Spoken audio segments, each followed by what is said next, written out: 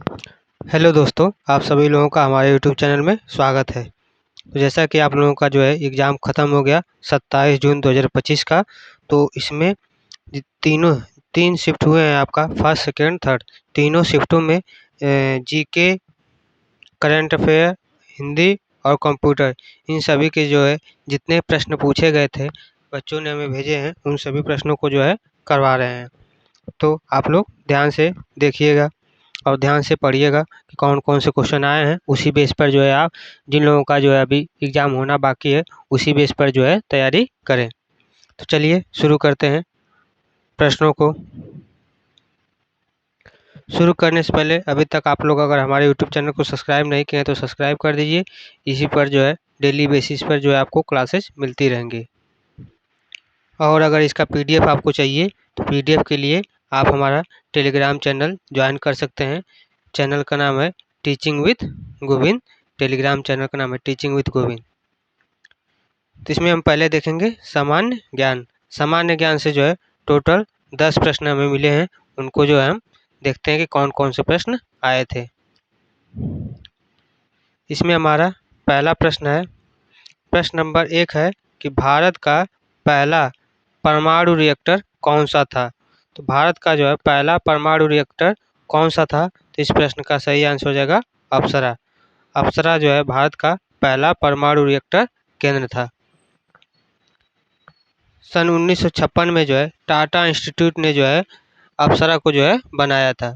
पहले भारत के पहले परमाणु रिएक्टर को जो है किसने बनाया था, तो टाटा इंस्टीट्यूट ने बनाया था। यह प्रश्न पूछ सकता है। और किस सन में, सन 1956 में बनाया था। आगे हम बढ़ते हैं अगले प्रश्न की तरफ। प्रश्न नंबर 2 हमारा है, हड़प्पा सभ्यता किस युग की जो है सभ्यता थी।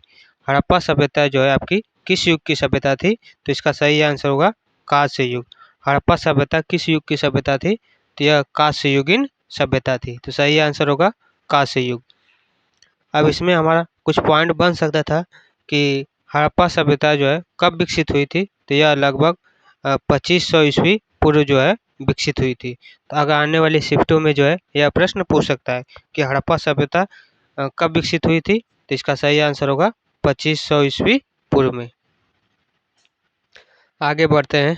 अगला प्रश्न हमारा है प्रश्न नंबर 3। प्रश्न नंबर 3 है, किस शासक ने सांची के जो है स्तूप का निर्माण करवाया था।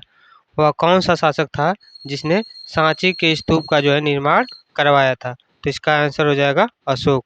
अशोक ने जो है सांची के स्तूप का जो है निर्माण करवाया था। और जो अशोक था वह किस वंश का शासक था। तो यह प्रश्न पूछ सकता है कि अशोक जो है किस वंश का शासक था। तो वह मौर्य वंश का जो है शासक था। कौन, सम्राट अशोक। तो यह प्रश्न जो है आपका बन सकता है कि अशोक किस वंश का शासक था। तो मौर्य वंश का शासक था।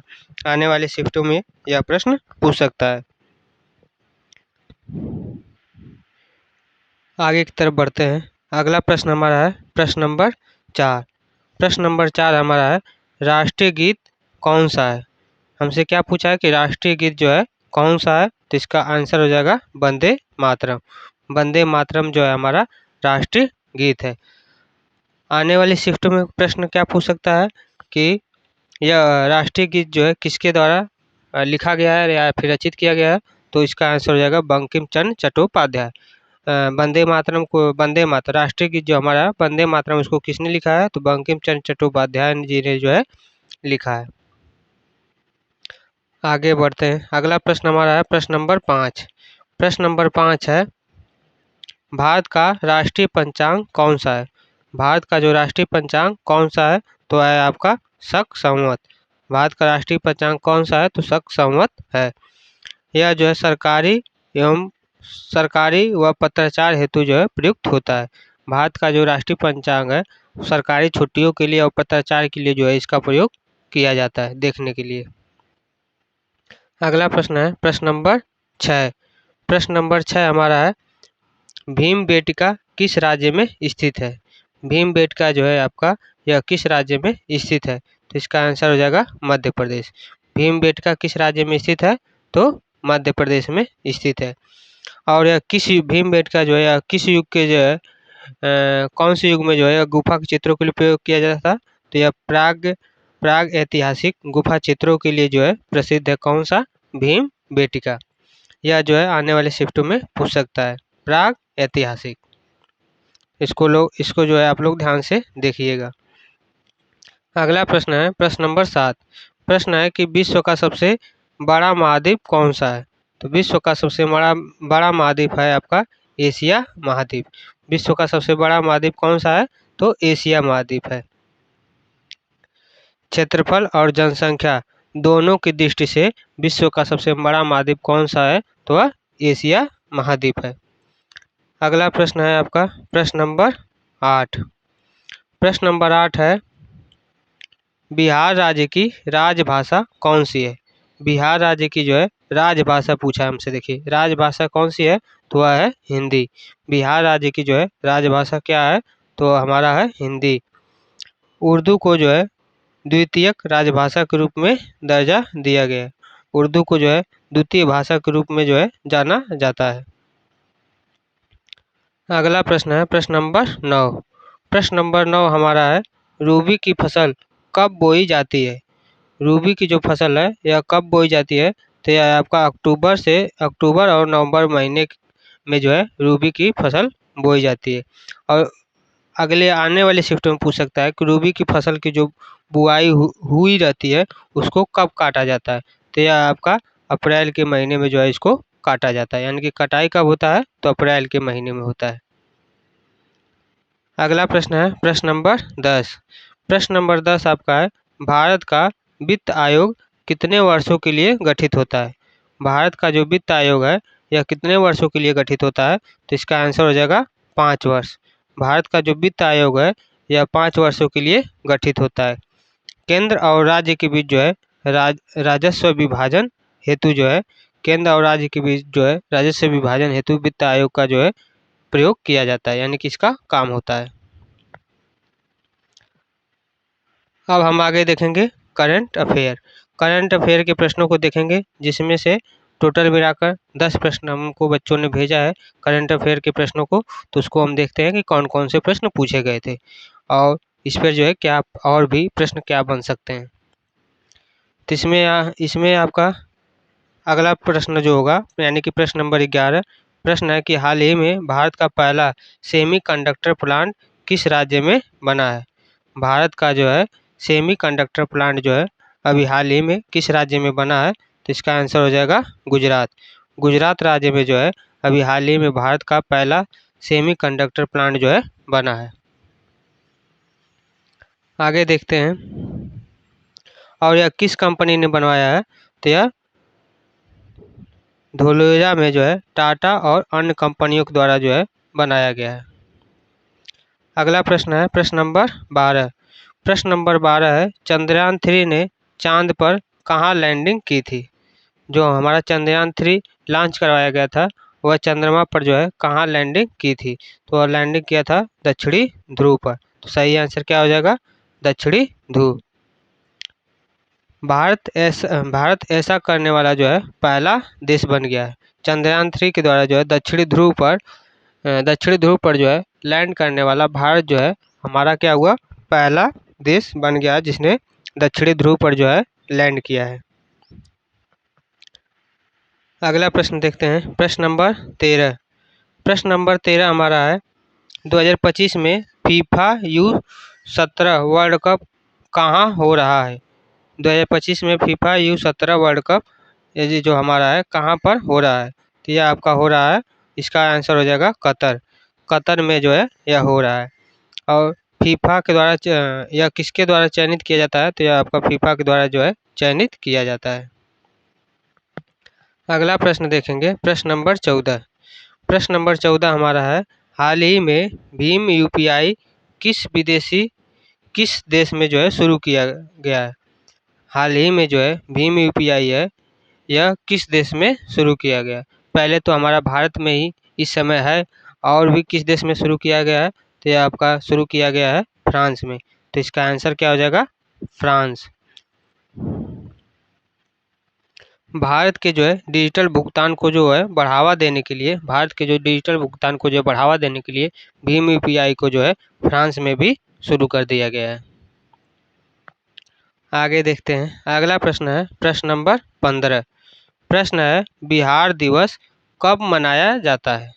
बिहार दिवस जो है आपका यह कब मनाया जाता है, तो यह मनाया जाता है 22 मार्च को। बिहार दिवस कब मनाया जाता है, तो यह आपका मनाया जाता है 22 मार्च को। तो सही आंसर क्या होगा, 22 मार्च। बिहार राज्य जो है झारखंड से जो है बिहार राज्य कब अलग होकर बना था, तो यह सन 1912 में जो है बिहार आपका झारखंड से जो है अलग होकर सन 1912 में आपका बिहार राज्य बन गया था। अगला प्रश्न है प्रश्न नंबर 16। प्रश्न नंबर 16 है 2025 का पद्म भूषण किस उद्योगपति को जो है मिला है। 2025 का जो पद्म भूषण सम्मान है यह यह जो है किस उद्योगपति को मिला है, तो यह मिला है कुमार मंगलम बिड़ला को। कुमार मंगलम बिड़ला को जो है 2025 का पद्म भूषण से सम्मानित किया गया है। और यह किस क्षेत्र में सम्मानित किया गया है, तो औद्योगिक योगदान के क्षेत्र में जो इनको सम्मानित यानी कि दिया गया है। अगला प्रश्न है प्रश्न नंबर आपका है 17। प्रश्न है हाल ही में एस्ट्रा मैक 2 किसका संस्करण है। हाल ही में जो है हुआ एस्ट्रा मैक 2 यह किसका संस्करण है, किस बारे में है, तो यह हवा से हवा में मार करने वाली मिसाइल है एस्ट्रा मैक 2। आने वाली शिफ्ट में पूछ सकता है यह किसके द्वारा विकसित किया गया है, तो यह DRDO के द्वारा जो है विकसित किया गया है। तो एस्ट्रा मैक 2 किसके द्वारा विकसित किया गया है, तो DRDO के द्वारा। और इसका काम क्या है, तो हवा से हवा में मार करने वाली मिसाइल है। अगला प्रश्न है प्रश्न नंबर 18। प्रश्न नंबर 18 है हाल ही में भारत में किस नए संसद भवन का उद्घाटन हुआ है। हाल ही में जो है भारत में किस नए संसद भवन का जो है उद्घाटन हुआ है, तो इसका सही आंसर होगा मई 2030 में नई दिल्ली में जो है भारत के जो है नए संसद भवन का जो है उद्घाटन हुआ है। और उद्घाटन कौन किए हैं, तो प्रधानमंत्री नरेंद्र मोदी के द्वारा जो है नए संसद भवन का जो है उद्घाटन किया गया है। अगला प्रश्न है प्रश्न नंबर 19। प्रश्न नंबर 19 है UCC यानी कि UCC का फुल फॉर्म होता है यूनिफॉर्म सिविल कोड। UCC का फुल फॉर्म भी पूछ देता है कि UCC का फुल फॉर्म क्या होगा, तो यूनिफॉर्म सिविल कोड होगा। तो UCC हाल ही में किस राज्य ने लागू किया है। UCC जो है यानी कि यूनिफॉर्म सिविल कोड जो है हाल ही में किस राज्य ने लागू किया है, तो यह आपका लागू किया है उत्तराखंड राज्य ने। इसका सही आंसर क्या हो जाएगा, उत्तराखंड। और यह किस लिए लागू किया जाता है, तो समान नागरिक संहिता की जो है शुरुआत करने के लिए UCC यानी कि समान नागरिक संहिता के लिए UCC कोड लागू किया जाता है। सही आंसर जो हो जाएगा उत्तराखंड। अगला प्रश्न हमारा है प्रश्न नंबर 20। प्रश्न नंबर 20 है भारत का अगला अंतरिक्ष मानव मिशन कौन सा है। भारत का जो है अगला अंतरिक्ष मानव मिशन कौन सा है, तो इसका सही आंसर हो जाएगा गगनयान। गगनयान जो है भारत का अगला अंतरिक्ष मानव मिशन है। और यह किसके द्वारा किया जाएगा, तो इसरो के द्वारा 3 अंतरिक्ष यात्रियों को जो है भेजा जाएगा। गगनयान के में जो है इसरो के द्वारा 3 अंतरिक्ष यात्रियों को जो है अंतरिक्ष में भेजा जाएगा। आगे अब देखते हैं। अब हम देखेंगे कंप्यूटर से संबंधित प्रश्नों को। तो कंप्यूटर से संबंधित हमें 5 प्रश्न प्राप्त हुए हैं। बच्चों ने भेजा है 5 प्रश्न, तो इसको आइए देखते हैं कौन कौन से प्रश्न पूछे गए हैं। इसमें आपका प्रश्न नंबर 21 है कि Ctrl+Z का कार्य क्या है। Ctrl+Z का कार्य क्या होता है, तो इसका सही आंसर होगा अंडो। Ctrl+Z करने से अंडो हो जाता है, तो सही आंसर क्या होगा, अंडो। अंडो का मतलब क्या होता है, तो इसका मतलब होता है पीछे जो कार्य किया होता है उसी को वापस करने के लिए। मान लीजिए कोई आप काम कर रहे हैं, उसमें अगर ऐसे एरो बन गई, तब हम चाहें कि पूरी पहले वाली स्क्रीन पे चले जाएँ कि यानी कि जहाँ पर एरो ना हो, तो Ctrl+Z टिपेंगे तो ये जो हमारी एरो है यह वापस हो जाएगी यानी कि गायब हो जाएगी। तो इसके लिए किया जाता है यानी कि पीछे वापस आ जाएगी। अब आगे देखते हैं। अगला प्रश्न है प्रश्न नंबर 22। प्रश्न नंबर 22 है MS एक्सेल में कितनी पंक्तियाँ होती हैं। MS एक्सेल में जो है कितनी पंक्तियाँ होती है, तो इसका सही आंसर होगा 10, 48, 576। इस प्रकार से MS एक्सेल में जो है पंक्तियाँ होती हैं और प्रत्येक सीट में अधिकतम यही पंक्तियाँ होती हैं। आगे देखें प्रश्न नंबर हमारा 23 है। रैम का पूरा नाम क्या है? यानी कि रैम का क्या पूछा है? फुल फॉर्म पूछा है। तो रैम का फुल फॉर्म होगा रैंडम एक्सेस मेमोरी। रैम का फुल फॉर्म क्या होगा? Random access memory. और यह किस प्रकार की मेमोरी होती है? तो यह वोलाटाइल मेमोरी होती है। तो प्रश्न पूछ देता है कि रैम किस प्रकार की मेमोरी होती है? तो यह वोलाटाइल मेमोरी होती है। जितने भी हम व्याख्या वाले संबंधित प्रश्न दिखा रहे हैं, यह आपको एग्जाम में पूछे जाने की बहुत ही ज़्यादा संभावना है। व्याख्या वाले जो है इसी बेस, क्योंकि जो क्वेश्चन बनाता है वह सेम टॉपिक से ही क्वेश्चन बनता है, तो व्याख्या से जरूर प्रश्न आएंगे आप लोगों के। अब आगे देखते हैं। आगे आपका प्रश्न है प्रश्न नंबर 24। प्रश्न नंबर 24 है, ईमेल भेजने के लिए कौन सा प्रोटोकॉल उपयोग होता है? ईमेल भेजने के लिए जो है कौन सा प्रोटोकॉल उपयोग किया जाता है? तो वह किया जाता है SMTP प्रोटोकॉल जो है यूज किया जाता है। तो सही आंसर क्या होगा? SMTP का फुल फॉर्म पूछ देता है, तो इसका फुल फॉर्म क्या होगा? SMTP, तो simple mail transfer protocol. SMTP का फुल फॉर्म क्या होगा? Simple mail transfer protocol. अगला प्रश्न है प्रश्न नंबर 25।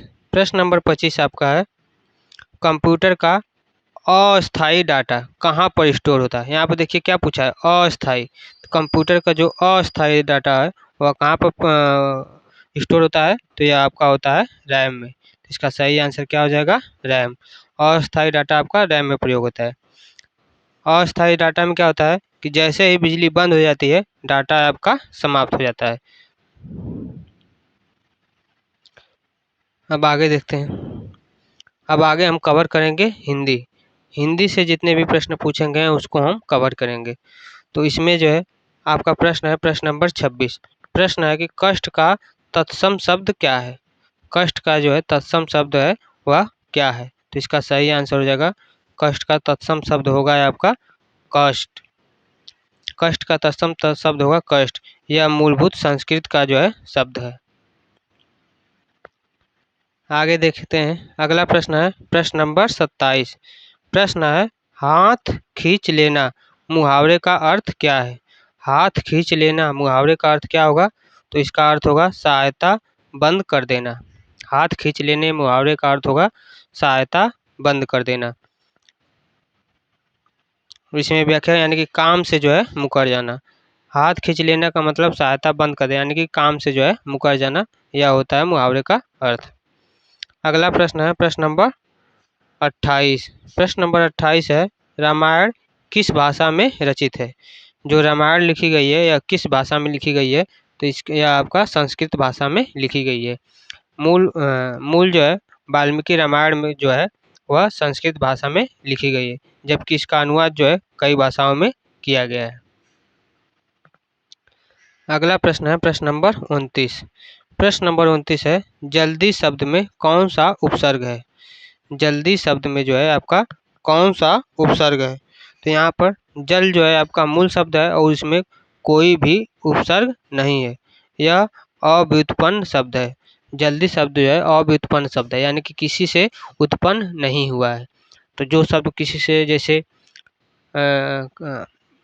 कर्म का अकर्म होता है, तो कर्म से जो है कर्म हुआ है तो इसमें अ लगा के इसको उत्पत्त किया गया है, तो कर्म जो है आपका क्या हो जाएगा? उपसर्ग इसमें गिना जाएगा। लेकिन जबकि जल्दी में जो है कोई भी उपसर्ग शब्द नहीं है। आगे देखते हैं। अगला और लास्ट प्रश्न हमारा है प्रश्न नंबर 30। प्रश्न है कि सूर्य का पुत्र एक शब्द में क्या कहलाता है? सूर्य का पुत्र एक शब्द में इसको क्या कहेंगे? तो इसको कहेंगे सांवर्णी। सूर्य का पुत्र, इसको एक शब्द में हम कहेंगे सावर्णी। मतलब कि वैदिक साहित्य के अनुसार इसको हम सावर्णी कहा जाता है। तो आज के जितने भी बच्चे थे सभी प्रश्न आ गए हैं। अगर आप लोगों का कोई भी एग्ज़ाम, जैसे जिन लोगों का एग्ज़ाम हो जाता है तो वह हमें हमारे टेलीग्राम चैनल पर जो है क्वेश्चन को जो है भेज सकते हैं, ताकि आगे आने वाली शिफ्टों को जो भी बच्चे या फिर जिनका भी एग्ज़ाम अभी होने वाला है तो वह जो है उनके लिए जो है हम एनालिसिस करवा सकें। आप लोग अगर क्लास को यहाँ तक देखे हैं, अगर आप लोगों को फ़ायदेमंद के लिए है तो आप लोग क्लास को लाइक कर दीजिए और चैनल को सब्सक्राइब कर दीजिए, क्योंकि इस पर जो है आप लोगों को डेली बेसिस पर जो भी एग्ज़ाम हो रहे हैं उन लोगों के एनालिसिस करवाया जाता है। और पीडीएफ के लिए आप क्या करिए, पीडीएफ के लिए आप हमारे टेलीग्राम चैनल पर टीचिंग विद गोविंद को जो है ज्वाइन कर लीजिए। वहाँ पर जो है जितनी भी क्लासेस होंगी सभी की जो है पीडीएफ मिल जाया करेगी। तो आज के लिए बस इतना ही। जय हिंद, जय भारत।